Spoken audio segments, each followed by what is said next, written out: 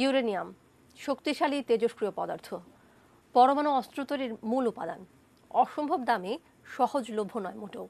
তারপরও সম্প্রতি ঢাকায় পাওয়া গেল 2 পাউন্ডের একটি বাক্স, যার ভেতরে ইউরেনিয়াম রয়েছে বলে দাবি করেছে আটককৃতরা। আরও জানাচ্ছেন সাব্বির আহমেদ। পৃথিবীর সবচেয়ে বড় পারমাণবিক দুর্ঘটনা সোভিয়েত ইউনিয়নের চেরনোবিলের বিস্ফোরণ, যেখানে ছিল উচ্চ ক্ষমতা সম্পন্ন ইউরেনিয়াম, যার সংস্পর্শে এসে আশপাশের প্রায় 30 কিলোমিটার অংশ জুড়ে ছড়িয়েছে বসবাসের অযোগ্য তেজস্ক্রিয়তা, যার ফলে মানুষ ক্যান্সার সহ ভয়াবহ রোগে আক্রান্ত হয়েছিল। সেই ইউরেনিয়াম এখন রাজধানীতে, যদিও এই ব্যাপারে রয়েছে কিছুটা সংশয়। গেল 28 ডিসেম্বর রাজধানীর রামপুরার এই বাসা থেকে প্রায় 55 কোটি টাকা মূল্যের ইউরেনিয়ামের মতো বস্তুসহ 3 জনকে আটক করেছে র্যাব। চামড়ার যে বাক্সে এটি ছিল সেটির গায়ে লেখা ছিল atomic energy metallic element, atomic weight 222.07।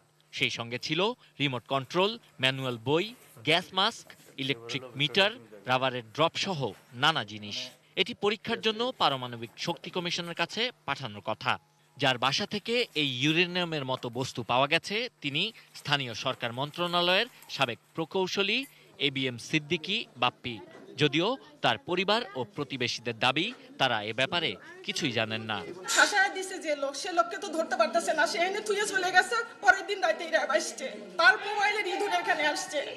জিনিসটিকে আমাদের ইউরেনিয়ামের মতো বস্তুসহ আটককৃত বাকি 2 জন মিজানুর রহমান ও আক্তারুজ্জামান।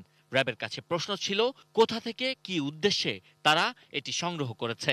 USSR প্রাক্তন সোভিয়েত ইউনিয়ন, সেটি তার নাম লেখা রয়েছে।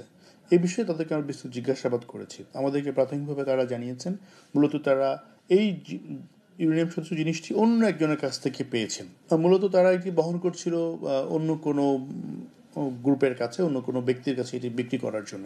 যে কোনো ধরনের পারমাণবিক চুল্লি, যে কোনো ধরনের কেমিক্যাল ফ্যাক্টরিগুলোতে এই ইউরেনিয়ামের ব্যবহার হয়ে থাকতে পারে বলে আমরা জানতে পেরেছি। এর আগে 2014 সালে রাজধানীর বনানী থেকে 2 পাউন্ড ইউরেনিয়াম সহ 11 জনকে গ্রেপ্তার করেছিল গোয়েন্দারা, কিন্তু পরীক্ষার পর দেখা যায় সেটি আসলে ইউরেনিয়াম ছিল না। চক্রটি তাদের কাছে ইউরেনিয়াম আছে বলে মানুষের সঙ্গে প্রতারণা করে আসছিল। Sabbir Ahmed, ATN news, Dhaka.